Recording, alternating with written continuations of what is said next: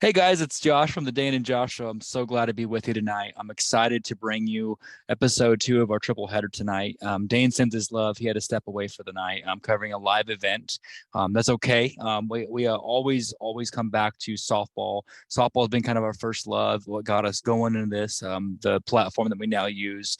And we've got a very important ambassador of the sport. We've got a catcher, Gabby Coffey from Mississippi State, as well as helps out with, is actually representing Brazil. Yeah, guys, it's awesome. All kinds of cool things. Bright future and just an amazing athlete. So it's our privilege and our honor to get right down to it and showcase Gabby. Miss Gabby, how you doing tonight? I'm doing great. Thank you for asking. Thank you for having me. Yeah, we're glad to have you. You've been a fan favorite for a long time. We love the way you have that representation of the sport, and it's international, you know. So, all your friends from Brazil, because we have a big following in Brazil, they say hi. They're excited to see you. So, I like to hear your story. So, Dana and I have some questions that I do in the audience that we've cultivated for athletes like yourself over the years that we want to ask you. So, we'll get rolling with those questions. The first one, Gabby, I know you've been very athletic for a very long time, been playing top of your game. In my opinion, catcher, I think, is the hardest job on the field. I really do. With all of this, when did you first pick up a ball and start playing? What age, if you will? Um, I've played a bunch of sports growing up. Like I remember back when I was living in Wisconsin, 4 years old, parents put me in soccer. Granted, both Really? my parents, they played college sports, so it's just been around my Yeah. entire life. But it was around 12 years old when decided to like take softball seriously and move on from, Okay. because So volleyball was the first thing. wow, so you got volleyball, soccer, the trifecta, and I've heard that a lot. So volleyball, soccer, and softball. The hardest sports, I feel like soccer and volleyball are extremely hard. So you got the athletic side, right? And then you've got the skill set, the technique of the softball side. So you said you were about 12 years old, which we actually coach some teams around that age right now, that 12 to 14 you mark. That's when you started taking it serious. Was it something maybe like a team that you work with, or what made you decide to go all in and go to softball almost exclusively? What was it? So I was doing club volleyball and travel softball from like Okay. 10 years old to like 12, 13. And then it was 12, 13. Grand when I committed, it was the rule hadn't changed yet as far as recruiting. You could Hmm. talk to coaches in 8th grade. It wasn't until you couldn't wait, or you didn't have to wait until September 1st of your junior year to talk to coaches. Wow. So at those camps, I had gone asked to come on visits and stuff. So it's like getting that like recognition and notice from coaches. I was like, okay, I kind of need to choose now. So And this like, there's something to this, right? so, yes. so I've heard a lot of girls have told us, from different programs, from OU to Georgia to whatnot, when they're doing that recruiting thing, right? And they've got coaches showing up. Did it really hit you, like, because you had the scouts showing up and all that stuff? Was it like, whoa, they're watching me play? Did you even notice it at that age, or was it like, I'm with my friends? I mean, you notice it, and it's kind of cool to see all the coaches, but it's just weird because you can go up and talk to them. So it's like I go to these camps and I'm chit chatting with them and stuff. That's And cool. then I see them at tournaments, and it's just like, am I even allowed to wave to them or just be hi? Like, I don't want them to think of me as like One of rude. these. Yes, exactly that. Give them the Drake. I love it. So Exactly.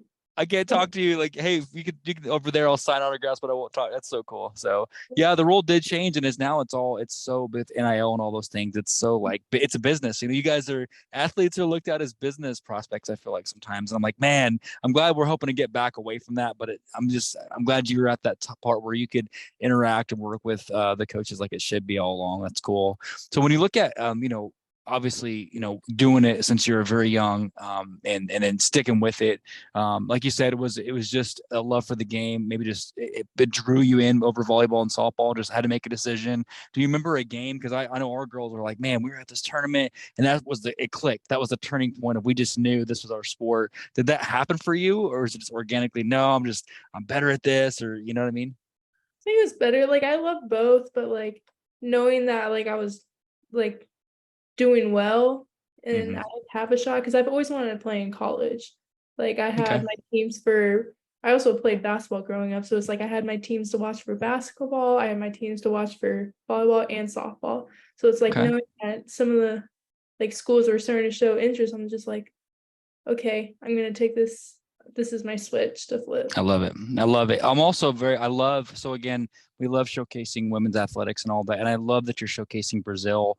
Obviously, I would love to see how did that come about? Because it's a huge thing to be able to represent that. Walk us through how that became a thing as well, So my dad, he's originally from Brazil. Like he was born and raised. He ended up moving to the U.S. I think middle school. He ended up Okay. like all his siblings like lived in Brazil for some time, ended up coming to the US. I know my uncle came to the US to play soccer. My dad ended up playing football, but also ran track. But it was just so I'm Okay. half Brazilian. So I was able to get my dual citizenship, and it's always been my dream to like play in the Olympics. And then now, as of like 2020, softball is brought back into the Olympics. Okay, so that I see it. So is that part of as it transitioned? That's such a cool thing. We love the melting pot of where it is. I love the congrats on the dual citizenship. That's so cool. My wife's father actually got that too. He's actually from Honduras, so he was from Honduras. I like that, like bringing that culture here, right? That's what I love about this. This game is worldwide. It is literally a worldwide thing. Softball, the third fastest growing sport in the entire collegiate world, right? It's football, basketball, and softball. I think one day it's going to be like you guys are going to be tied with football, in my opinion, because of the way you're doing it. But so when you're looking at what's next, I would love to ask. Obviously, you got a couple years left in college. You've got Olympics on the pike. You've got now with the Athletics Unlimited and Spark and Vipers. Are we looking at taking this pro afterwards? You think? Or If the opportunity is there, for sure. I But love it. One step at a time. yes, gotta Yeah, take a season at a time, guys. there's so much, and again, we love watching him play, and like we call it the firecracker because you have that field command, and like I said, I feel like that is the hardest spot on the field. And then my daughter's a pitcher; she's been pitching forever, but catching, there is no gig like it on the field. So you have to literally be in charge of everybody out there, even more sometimes than Yeah. the coaches. So well, we'll call it now. When you play in the Olympics, give us a shout out from the side. Hey, no, it's gonna Yep. happen. That's so cool.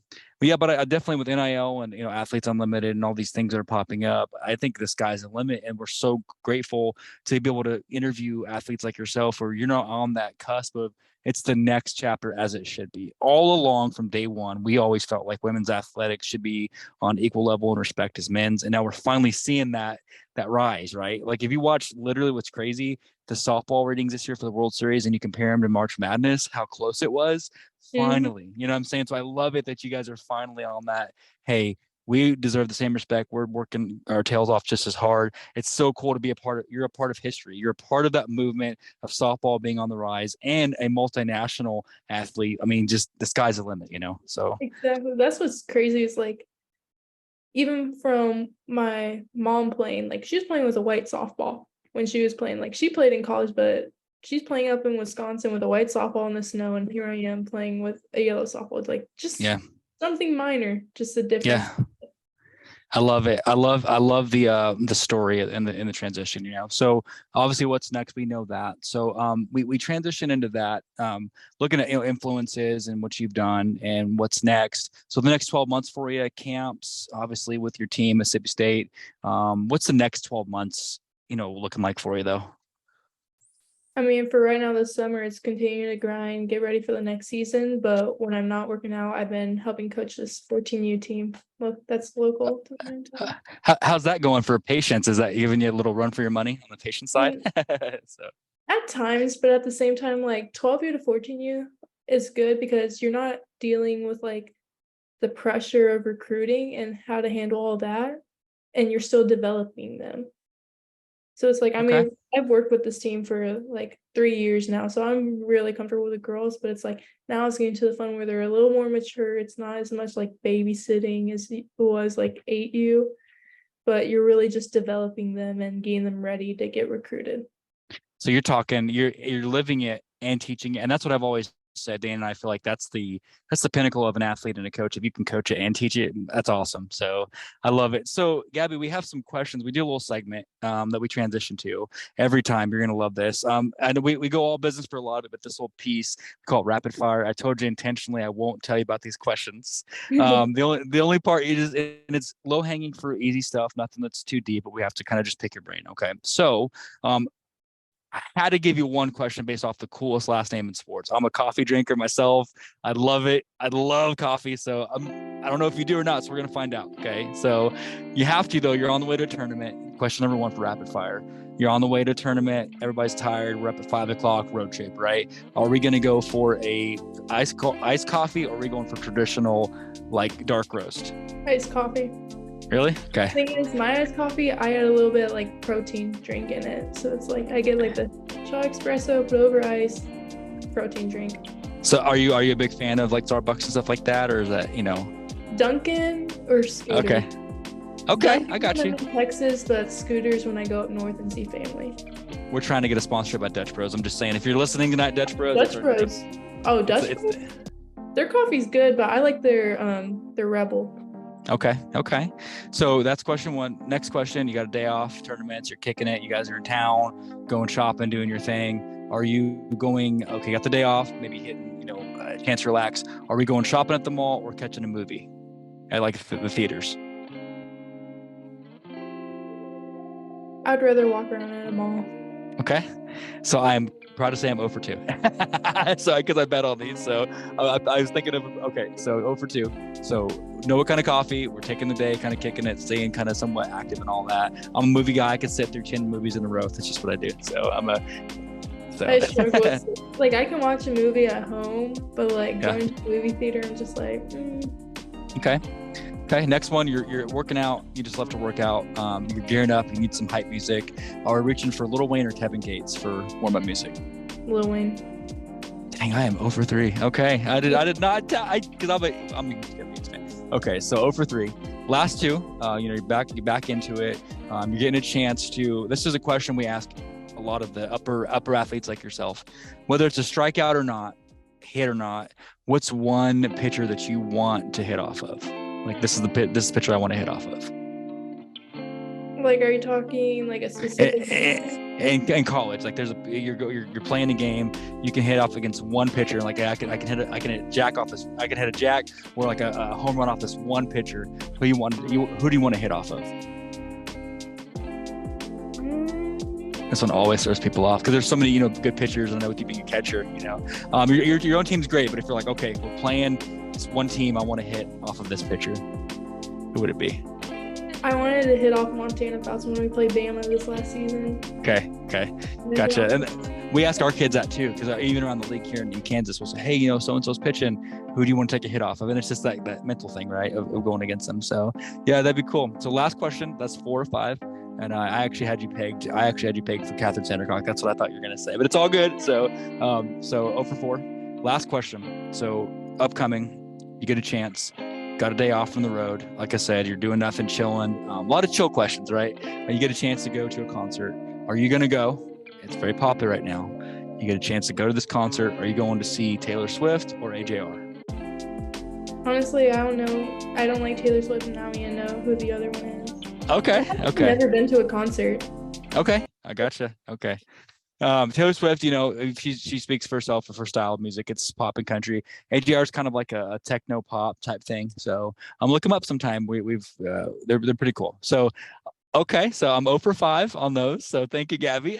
So you guys out there, I blew that one. So no, it's all fun. Just kind of a little thing about your personality that we do.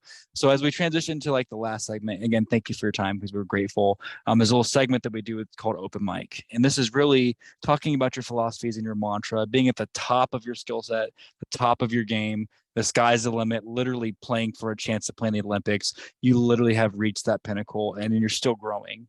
If you look at what got you here, maybe it's like a mental thing or a mantra. What's something you could tell those kids that want to be you when they get to your level? Some advice, Just enjoy the adrenaline rush and competitiveness. Like, you only get to play for so long, so look forward to that. Enjoy the ride. Yeah. Enjoy the little moments. Like, you're gonna enjoy friendships will come with teammates and stuff. No one really cares about winning or losing. Like, I hate to lose more than I like to win, but it's more so I want to play the best for my teammates. I love that. So it's the little moments, and that's something that, again, I'm not just saying that because your record speaks for itself.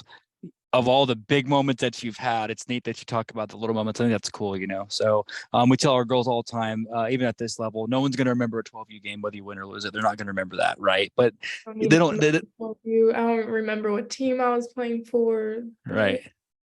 But it's so big, you know, that's their world at that time, right? And I love it. I love it that they get involved in it. I love it that the parents are behind it. But hey, have fun. You're not going to have this one day, and I go back to that and just enjoying the little things. So that's good advice. When you know, going back over your career and like you said, just the many accomplishments that you've had, you got a lot of big moments ahead. So we can't wait to cheer you on. I can't wait to see you out there playing next year. We'll be watching you guys. Do you have any fall ball tournaments at all lined out with the team? Little things at all, or I know we'll play a fall season. Haven't heard about that yet. It's set okay. schedule, but I know that'll be released soon. Okay. Well, man, it looks like you got a bright year ahead of you. I'm excited to continue to cheer you on. Gabby, you've been a fan. We've been a fan of you for a long time. We reached out. I was grateful when you said yes. Please let it be known that this is always an open invitation when our guests come on. Hopefully we're going to catch up with you again as the season progresses. We can't wait to see the progress you're making again with the Team Brazil as well, and with your kids. Even at some point when you take in your kids that you're coaching on the road, we'd love to kind of catch up with you on that. So Gabby, it's our honor. I know you're busy, always busy. I can't wait to showcase this to the world because you definitely are an ambassador of the sport. Dana and I always say, people like yourself, the sport's in good hands and it's only getting better and better. So Thank you.